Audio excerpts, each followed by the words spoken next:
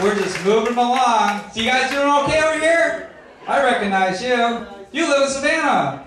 Give yourselves a hand. All right, give everybody a hand. Please welcome our next contestant, Mark Brewster.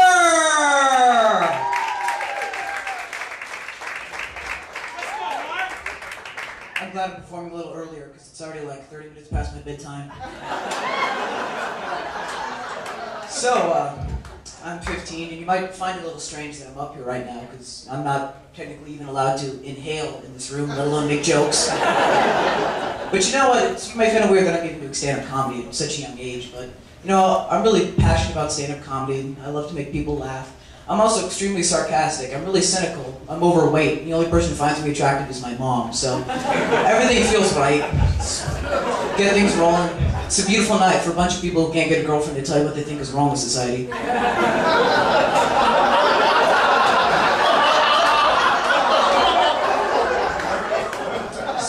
So, like I said before, I'm a teenager, which is a great thing for nobody. Going through a lot of the changes of life, like, you know, I'm getting taller, my voice is getting deeper. I smell terrible all of the time.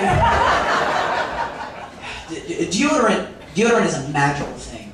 I put deodorant on at night just so I don't have to smell myself. And one of the worst feelings in the world that I've come to realize is that realization that you've forgotten to put on deodorant. Because when it happens, it's never a thing where you're walking out the door and you're like, oh, hey, I smell like a landfill. It's a thing where you're about midway through your day, you're doing your thing, do, and then it happens. Oh God, I've made a terrible mistake. And then you try to do something where you like clamp it into yourself. Hey guys, everything's normal, I'm not hiding anything. Hey Mark, can you get something on the shelf? Nope. So, I go to Savannah Arts Academy. I'm a sophomore there. And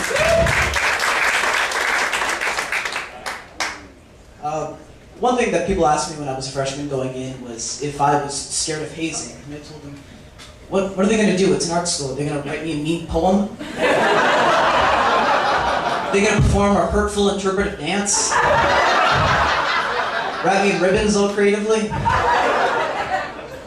But there's a couple things that take a little getting used to. Like one thing I found kind of odd the first thing I was there is they have a separate student parking lot and they have a teacher's parking lot, which is, why would they really need that? But then you kind of realize that a teenager's very first car and a teacher's current car are pretty much almost exactly the same exact thing. There's only a couple differences that you can pick out that it's a teacher's car. Where one, it's usually a 90s model. It's got a 2008 Obama Biden sticker on it. And there's usually an empty bottle of alcohol on top of a pile of ungraded papers. If you're ever feeling depressed about your life, just look at a teacher's car. You'll feel better.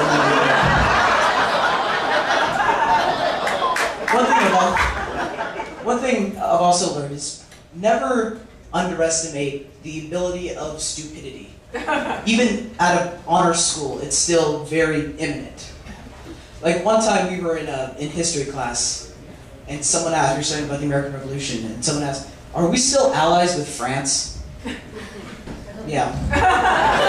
That happened. But it'll never come close to what I consider the dumbest thing that anyone has ever said to me, which when I was, I think in 7th grade, there's a thing where, you know, everyone knows the fist pump.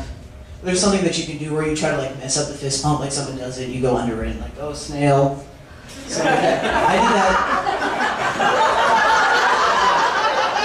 did that one time where someone like can't give the fist, and I grabbed their hand and I did this, like, oh, stick shift. And then he looked me right in the eyes, and he said, I find that offensive because my girlfriend's name is Mercedes.